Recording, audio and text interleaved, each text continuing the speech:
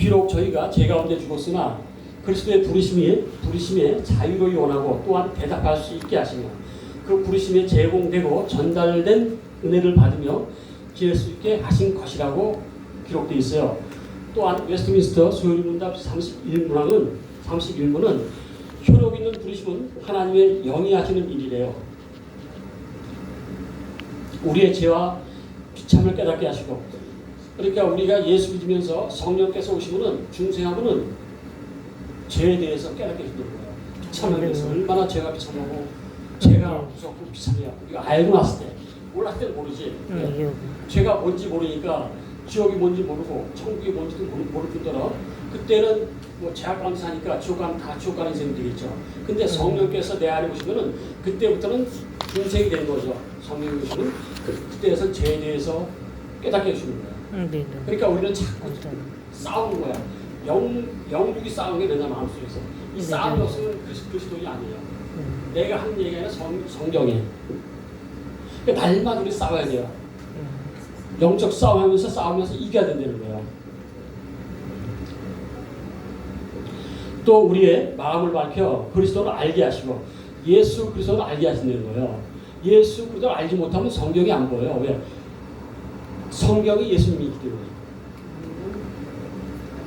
우리의 의지를 새롭게 하시고 우리를 권해주시고 능히 복음 중에 값없이 주시는 예수 그리스도를 믿도록 하시는 것입니다. 이게 이제 중요한 거죠. 믿도록 하는 거죠. 성령께서 오셔서 이 교리를 설명하는 이와 같은 내용에 근거해 볼 때 불학력적 은혜는 하나님께서 구원하시고 작정하시고 인간에게 구원을 주시면 인간은 그것을 거부할 수 없다는 뜻이라는 거예요. 하나님께서 우리를 구원하시고 작정했다 그러면 그거는 누구도 거부할 수 없다는 거예요. 그래서 한번 구원받은 자는, 택함 받은 자는 절대 하나님 안 믿는다는 거예요.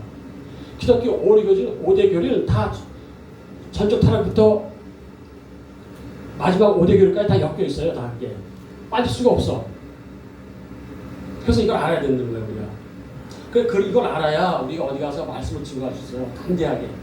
내가 구원을 못 받았는데 예수님의 사랑이 나한테 없는데 어떻게 담대히 증거할 수가 있어요? 천국을 어떻게 담대히 증거할 수가 있어?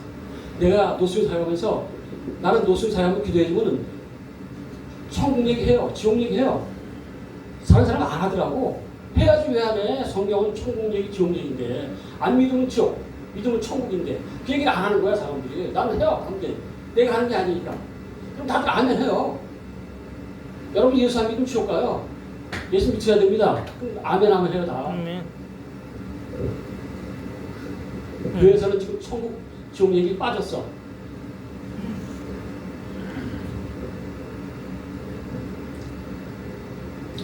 에든 H. 팔마 목사는 불가항력적인 한 하나님께서 어떤 사람을 구원하시기로 택하시고 성령을 보내셔서 그들을 사랑받기 싫어하는 자리에서부터 변화시킬 때 내가 받기 싫어도 아무도 하나님을 대적할 수 없음을 의미한다고 했다. 따라서 하나님은 불가항력적 분이시며 하나님은 자기가 하려고 하시는 바를 행하고야 마신다 했다는 거예요. 행하고 만다는 거예요. 하나님은. 내가 해오고자 한다는 구원을 주기로 한 자는 끝까지 하나님께 붙잡아준다는 거예요. 얼마나 큰 축복이에요. 예수님들은. 그러나 그것은 강제적으로 주는 것은 아니라는 거예요. 그 이유는 인간의 자유스러운 행위를 전혀 억압하지 않고 주어지는 신비스러운 은혜이기 때문이다. 이거는 우리가 구원받는 건 신비스러운 거예요. 예수 안 믿는 사람은 이해를 못해. 우리도 교회를 나간다고 해도 이 신비를 모르면 깨닫지 못하고는 알 수가 없는 거예요. 성령이 내 안에 오셔서 깨달음을 주셔야 그때 알 수 있는 거야. 이와 같은 인간 구원 사역에는 삼위일체 하나님의 각 위에 관여하신다. 삼위일체가 역사하신다는 거야. 성부, 성자, 성령께서 역사하신다는 거예요. 성부 하나님은 창세전에 자기 백성이 구원받도록 예정하시고 선택하셔서 성자에게 주시고 예수께 주시고 성자는 정한 때에 세상에 오셔서 구속하심으로 그들의 구원을 보장하십니다. 그러나 이 두 가지 행위, 예정과 구속, 구원 사역의 완성은 아닙니다. 아직까지. 왜냐하면 성령의 중생사역, 이게 참 중요하죠. 이게 예수님 가시면서 우리가 성령을 보내주셨는데 성령의 중생사역이 죄인을 구원하시는 하나님의 계획에 포함되어 있으며 또한 이 성령의 중생사역이 하나님이 부르신 죄인을 틀림없이 구원받게 한 것이기 때문이라고 기록되어 있어요. 그러니까 예수님이 가셨지만 성령님은 항상 믿는 자들 안에 우리 심령 속에 와 있어요. 항상 없는 게 아니야. 우리가 죄질 때도 와 있고 세상에 나가 있을 때도 성령님 항상 같이 계세요. 항상 같이 계세요. 항상. 이 같은 성령 하나님의 역사는 극진하신 사랑으로 극진하신 거죠. 사랑은 나타난 것이며 하나님이 구원하시고 작정한 모든 죄인에게 불가항력의 은혜로 주어지는 것이다. 이렇게 기록이 되어 있어요. 우리가 예수 믿는 것은 내가 믿고 싶어 믿는 것도 아니고 예수님이 만세전을 택하시고 불러주셨기 때문에 이 자리에 있는 거예요. 이 말씀을 듣는 거예요. 우리는 어디 가서 말씀을 들을 때 내가 듣는 게 아니에요. 내 안에 성령께서 그 말씀을 듣는다고 생각을 하셔야 돼요. 네, 성경은 사사에 풀면 어떻게 되느냐? 이다이 되는 거예요. 성경은 엮여져 있어요. 줄기로 이렇게 엮여져 있어. 간주로 쫙 엮여져 있어. 궁금증 있으면 거기에 간주가 있어요. 보면 성경에는 그걸 다 봐야 돼. 그럼 풀려요. 그러니까 성경은 성경으로 풀어야지 개인적인 생각으로 풀면 어떻게 되느냐? 이단이 되는 거예요. 이만희 같이, 여호와의 증인 같이. 그렇다면 중생이란 무엇인가? 이거 아셔야 돼. 그래야 불가항력적 은혜를 알 수가 있는 거예요. 중생에 대한 개념은 어거스틴 시대까지는 분명하지 못했대요. 어거스틴은 아신지 모르겠어요. 교부, 유대한 교부인데 중생이란 무엇인가? 중생과 회개 중에 어떤 것이 먼저인가? 중생과 믿음 중에 어떤 편이 먼저인가? 중생과 칭의는 어떤 관계가 있는가 하는 것이 애매하게 된 거예요. 여태까지. 그때까지.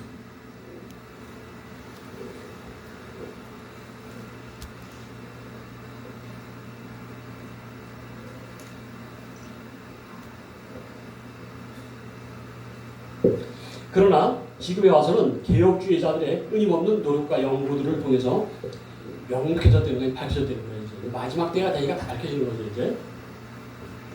벌코프 교수는 중생은 벌코프라는 신학자가 있어요.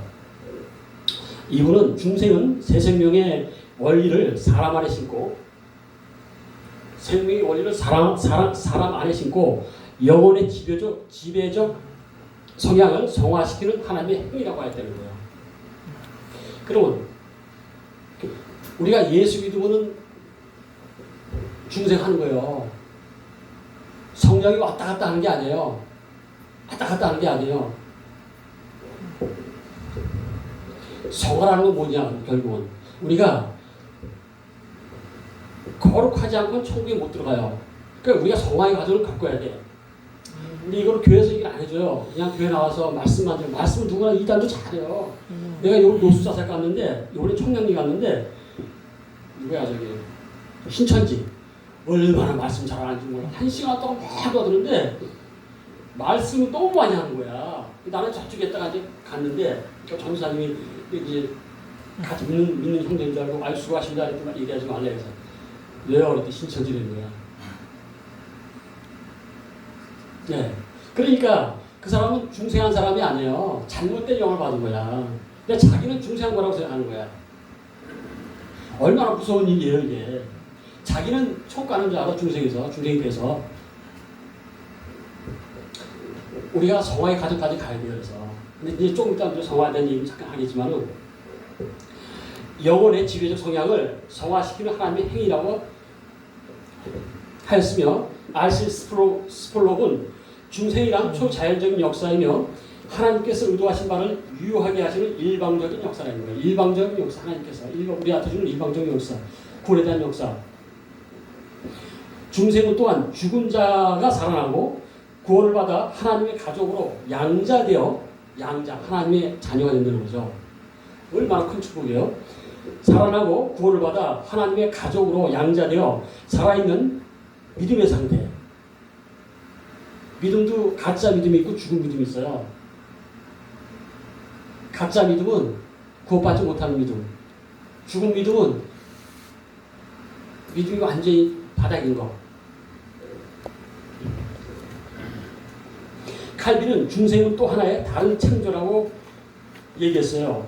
창조를 훨씬 능가한다고 하였고, 따라서 간단히 중생을 정의한다면 중생이란 죄와 허물로 죽었던 영적 생명을 다시 살리는, 그러니까 우리가 중생 되면은 교회를 나가도 중생 되지 않은 사람들이 많아요. 교회를 나가도 하나님 말씀을 들어도 어느 순간에 이제 하나님께서 마음을 열어주면 중생하는 역사가 일어나겠죠.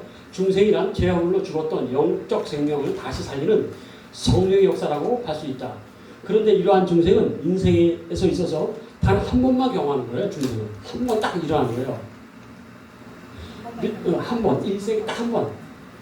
어떨 때는 성령께서 와서 나한테 있고, 어떨 때는 안 오게 아니라 내가 거듭나서 저기 중생할 때는, 거듭날 때는 딱 한 번, 그 역사는 딱 한 번이 되는 거야, 한 번.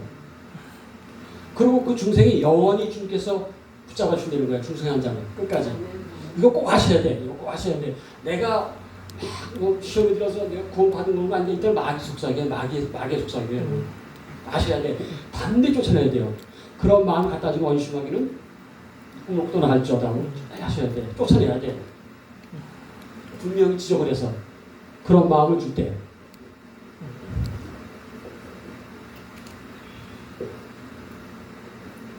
그러면 왜 중생을 거듭나는 것이라고 말을 하는가? 그 이유는 한 번은 어머니 태에서 육으로 태어나는 것이고, 또 한 번은 육의 사람으로서 영의 사람으로 세워지기 때문이다. 육의 사람은 육은 육이고 영은 영이에요. 교회를 나가도 육의 사람들이 많아. 영으로 거듭난 사람은, 영으로 태어난 사람은 생각하는 거, 말하는 거, 행동하는 게 다 틀려져요. 갈수록. 왜? 내 안에 성령께서 계시기 때문에, 성령님은 거룩하신 분이기 때문에 항상 깎아주고 다듬어줘요. 이렇게 만져주고.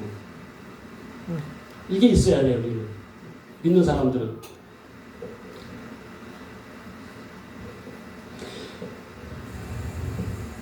이러한 내용은 예수님과 니고데모와의 대화에서 잘 설명되고 있다. 니고데모와 예수님의 그 대화는 알고 있죠. 다 들어서 알고 있죠.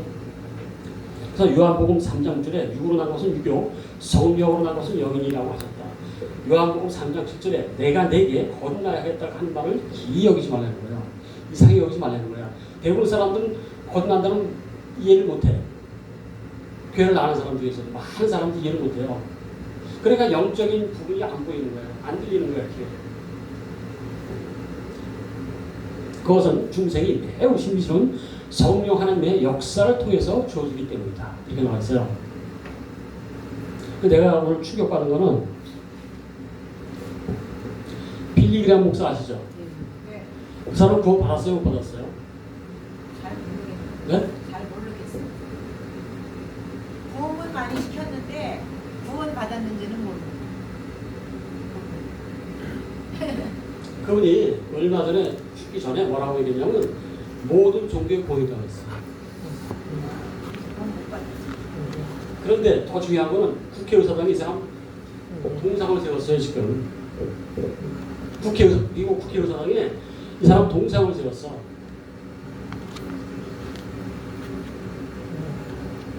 너무 기가 막히지 않아요?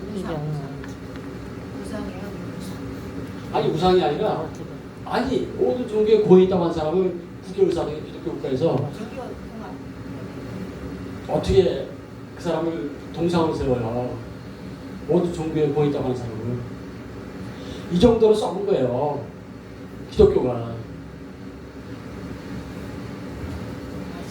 그러니까 미국의 대부분 대학들이 청교도들이 세웠는데 하버드 세우고 나서 변질이 됐어. 또 다른 대학을 또 세웠어. 또 변질 다 변질됐어요.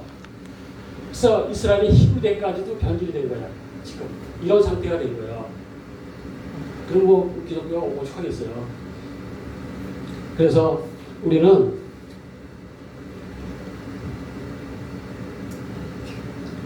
정말 깨어서 이제 분별할 줄 알아야 돼요. 이제 마지막에 때문에 분별할 줄 알아야 돼요. 중생의 시작은 하나님부터 시작이 되는 거예요. 나라부터 시작되는 게 아니라 중생은 하나님으로부터.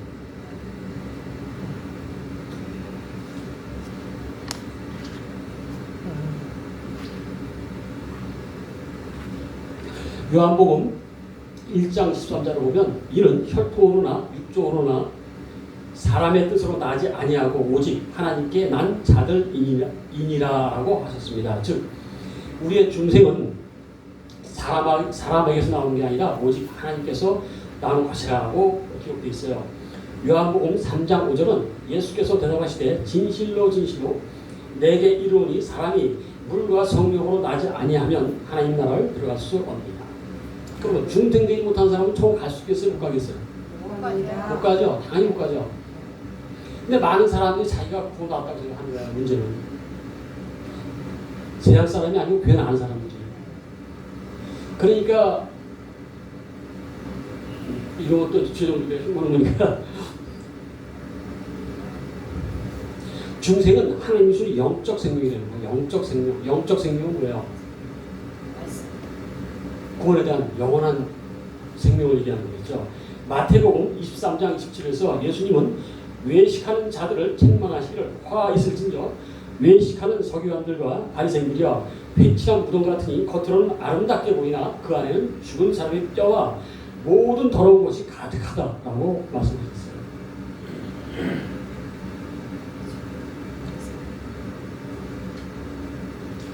이들은 외적 수준이 높았어요. 말씀도 가르치고 11조도 하고 금식도 하고. 그러나 내적으로는 그들에게는 그리스도의 생명이 없었다는 거예요. 예수가 없는 거예요. 예수가 없는 거. 그게 아무리 10년, 20년, 100년을 다 해도 예수가 없으면 다 죽어가는 거예요. 한마디로. 나는 성경을 볼 때마다 무서운 거야. 아니 다 보면 다 죽어가는 거야. 다.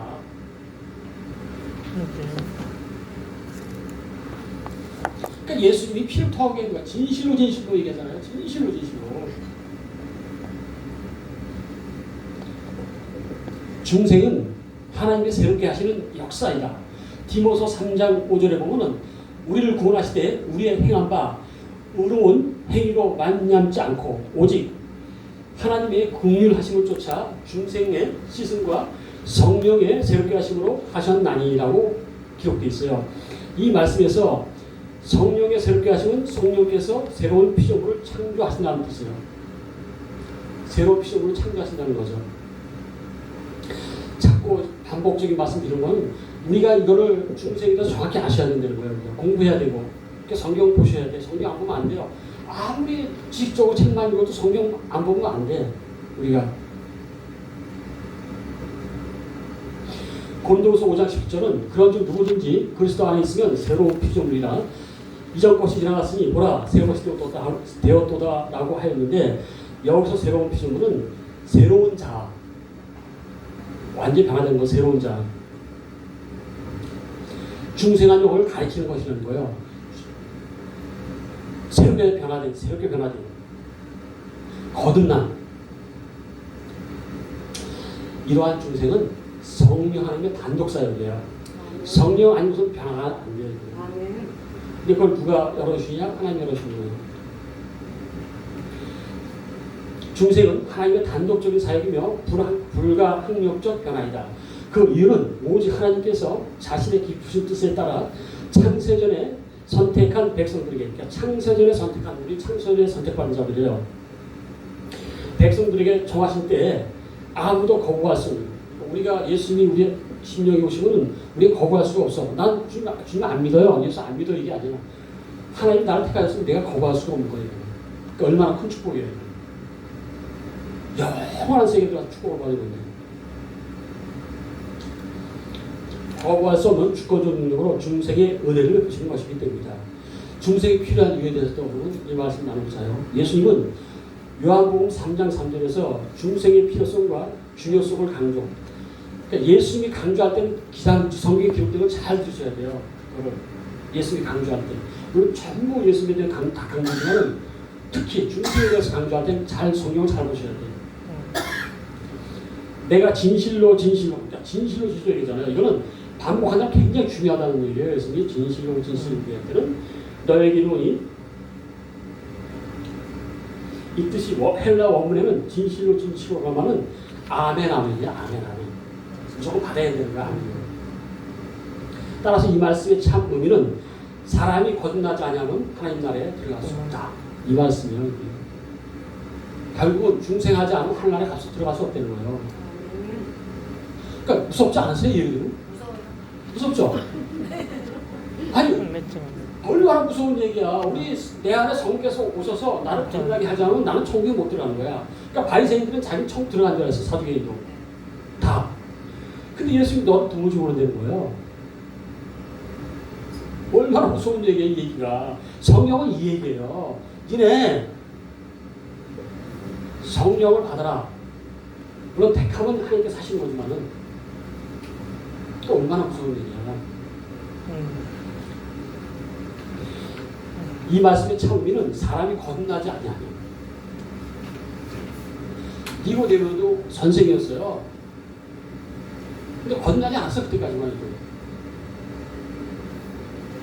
나중에 이제 거듭나서 예수님 사역에 동참했지만은 그렇다면 우리에게 있어서 중생이 필요한 진정한 이유, 필요한 이유를 말씀드리는 거예요. 전적으로 무능하기 때문이야. 우리는 전적으로 무능해요. 죄인이야 죄인. 하나님 은혜 아니면 우리는 그거 말 수가 없어요. 정말 우리는 죄인이야. 노숙자 사역 가서 내가 그들 위해서 기도하지만 나도 죄인이에요. 하나님이 죄를 사해 줄 것뿐이지. 성경은 인간의 제약의 결과로 인간의 영적 생명은 그 본래의 기능이 마비되어 하나님을 찾아 알 수도 없고 고린도서 6장 2절, 시편 14장 2절 영적인 선을 행하는 자가 없으니 하나도 없게 되었다. 시편 14장 3절. 우리는 의인 없나니 한 사람도 없어요. 하나님의 은혜로 만약에 우리가 하나님 있죠. 너는 내 것이라 지명하지 않았으면 우리 한 사람도 천국 못 가. 생각해 보세요. 우리 얼마나 죄악 반대가 있어요. 예수 믿어도 얼마나 죄인이야. 그렇잖아요. 우리 얼마나 죄인이야. 예수 믿는다고 죄 안 짓는 거 아니에요? 더죠. 왜? 죄가 다 보여. 더 많이 보여. 그렇죠. 하나님이 우리를 한 사람 한 사람 부르지 않으면 우리 구원받을 수가 없어. 절대. 그래서 성경에 의인은 없나니 한 사람도 없다는 거야. 그래서 하나님의 은혜가 아니면 우리 절대 구원받을 수가 없다는 거야. 이걸 알고는 우리는 기도할 게 아무것도 없어. 우리 할렐루야 안 할 게 없어요. 무조건 감사해요. 무조건. 진짜 무조건 감사해요. 이렇게 돼야 되는 거예요. 우리는.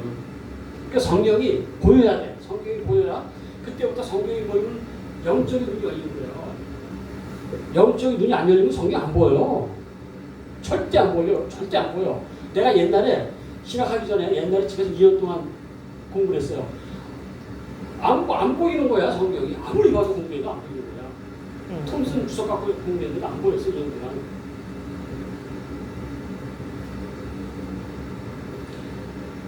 성경이 중생의 필요성을 말하고 있기 때문이다. 예수님은 요한복음 3장 3절에서 니고데모에게 하시는 말씀을 통해서 적대적으로 중생의 필요함을 말씀하시기를 예수께서 대답하여 가라사대 진실로 내게 이르노니 거듭나지 않으면 하늘나라를 볼 수가 없다고 말씀하시므로 중생의 필요성을 말씀하셨다. 고린도전서 2장 14절에서는 유에 속한 사람은 하나님의 성령의 일을 받지 아니하니 저희에게도 일어나게 보이며 영안이 열리지 않으면 중생하지 않으면 성경 말씀 한 단어가 미련하게 보이는 거예요. 또 깨닫지도 못한다는 거예요. 어떻게 깨달아? 그 천지 만물을 창조하신 분이 쓴 글을 어떻게 우리가 알 수 있어요? 알 수 없어요. 우리가 성령께서 우리 안에 오지 않으면. 이 말씀 보면 중생하지 못한 사람은 영적인 일을 알 수 없다고 단언함으로 중생의 중요성을 강조하고 있다. 갈라디아서 6장 15절은 할례나 무할례나 아무것도 아니는데 오직 새로 지으심을 받은 자뿐이다. 이렇게 있어요. 할례도 소용없어. 무할례도 소용없어. 오직 새로 지으심을 받은 자, 거듭난 자. 불가항력적 은혜는 강요된 것인가? 그러면 불가항력적 은혜는 강요된 것일까요? 예수님은 요한복음 6장 37절에서 뭐라고 기록되어 있냐면은 아버지께서 내게 주시는 자는 다 내게로 올 것이요 내게 오는 자는 내가 결코 내어쫓지 아니하리라고 하였으며 6장 44절에서는 나를 보내신 아버지께서 이끌지 아니하면 아무도 내게 올 수 없으니 오는 것을 내가 마지막 날에 다시 살리리라. 이렇게 되어 있어요. 불가항력적으로 그들을 예수님 앞으로 오게 하는 역사가 있어야 됩니다. 성령 하나님 예수님의 역사가 올 수가 없다는 거예요. 누구나. 여기서 이끈다는 단어는 고기 잡은 그물을 끌어당겼을 때 고기 안에 있는 거 다 끌고 저기 잡히잖아요. 다. 베드로가 고기 잡아서 다 끌어올리듯이 사도 사울이 예수 만났을 때 불가항력적으로 변화된 것처럼 그렇죠. 또 사도행전 16장 14절에 보면 두아디라 성의 자주장사 하나님을 공경하는 루디아라고 하는 한 여자가 있을 때 주께서 그 마음을 열어 바울의 말을 청종하게 하십니다. 마태복음 19장 26절을 보면 예수께서 저희를 보시며 가라사대 사람으로 할 수 없으되 하나님으로서는 다 할 수 있느니라 이렇게 있어요. 하나님께서 우리를 택하시지 않았다면 한 사람도 공부할 수가 없어요. 하나님의 무한하신 사랑으로 우리는 진짜 하나님의 자녀가 된 거예요. 정말 큰 축복이에요. 우리는. 물론 우리 죄져요. 넘어지고 엎어지고 해요. 우리는 그날까지. 성화의 과정이에요. 성화 과정. 그래서 우리는 마지막 날 천국에 입성해야 돼요. 그래서 우리 살아생전에 이제 오실지 안 오실지 알 수가 없지만은 지금 요즘 다 된 것 같다고 얘기도 많이 하죠. 정말 때가 됐다고.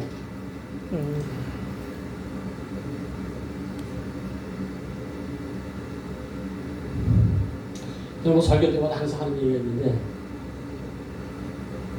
그날에 많은 사람이 나에게 말하기를 주님 주님 세 번역 성경이에요. 그날에 많은 사람이 나에게 말하기를 주님 주님 그러니까 이 사람이 주의종이야. 누구냐면 한 번 부르는 게 아니라 주님 주님이 애타게 본 사람이에요. 주의종들이야 다. 우리가 주님의 이름으로 얘기했잖아. 예언도 하고 주님의 이름으로 귀신도 쫓아내고 주님의 이름으로 많은 기적을 행하지 않았습니까? 라고 하니까 예수님 말하거든요. 네. 선택받지 못한 자들은 말씀의 전도를 통해 부르심을 받고 성령의 일반적 사역을 참여했다는 거예요. 이게 무슨 얘기냐? 성령세를 받지 않고도 일반적인 사역에 참여할 수 있다는 거예요. 또 무섭지 않아요, 이거? 선택받지 못한 자들은 말씀의 전도를 통해 부름을 받았다는 거예요. 주의종인 줄 알고 성령의 일반적인 사역에 참여했다는 거예요. 난 이걸 볼 때마다 참 두렵구나 라는 생각이 들어. 자기는 성령께서 내 안에 계셔서 사역을 한 줄 아는 거야. 그런데 그 안에 그리스도가 없었던 거야.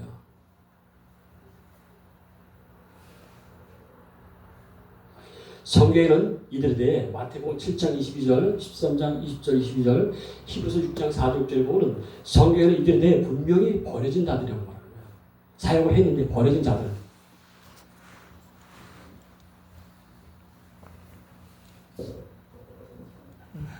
디모데후서 3장 8절에 얀네와 얀브레가 모세를 대적한 것 같이 저희도 진리를 대적하니 이 사람들은 마음이 부패한 자요. 믿음의 관하여는 버리운 자라고 말씀하고 있습니다. 예수를 배반하는 가룟 유다에 대해서는 의문의 여지가 없죠. 그러나 현실에서 누가 가룟 유다인지 우리는 단정할 자격은 없습니다. 오직 택함 받은 자는 오직 하나님만 아는 거예요. 우리는 그분에 대해서 얘기할 수가 없죠. 그래서 우리는 정말 이 마지막 때 마지막 살기 때문에 예수님을 사랑하고 어떻게 사랑하느냐? 목숨을 다해서 아멘. 마음을 다해서 뜻하는 목숨을 다해서 주도의 하나님을 사랑하는 거죠. 그게 그냥 하는 얘기가 아니에요. 그렇지 않고서는 그 마음 갖지 않고서는 천국에 못 들어간다는 얘기예요. 근데 성경에는 그런 말씀들을 교회에서 얘기 안 해주고 좋은 얘기만 다 해주는 거예요. 복받는 얘기만. 성경은 이 얘기해 주는 거예요. 니네 그 하나님 편을 통해서 니네 이렇게 성령 받은 사람들 택함 받은 사람 이렇게 살아야 된다. 그러니까 이게 전도해야 된다는 거예요. 우리가 지옥 가는 보이잖아 다 우리는. 예수 먼저 믿었으니까. 우리를 예수 믿는 사람은 은혜로 구원받았지만 또 한 가지 사명 준 거예요. 전도의 사명. 이제 지옥 가는 사람 보이잖아 이제 보면. 근데 우리가 지나칠 거예요. 나중에 책망들 많이 없었을 때 우리. 그래서 열심히 이제 마지막 때 살고 있으니까 우리 열심히 해서 승리하는 삶이 되기를 예수님 이름으로 축복합니다. 할렐루야 감사합니다.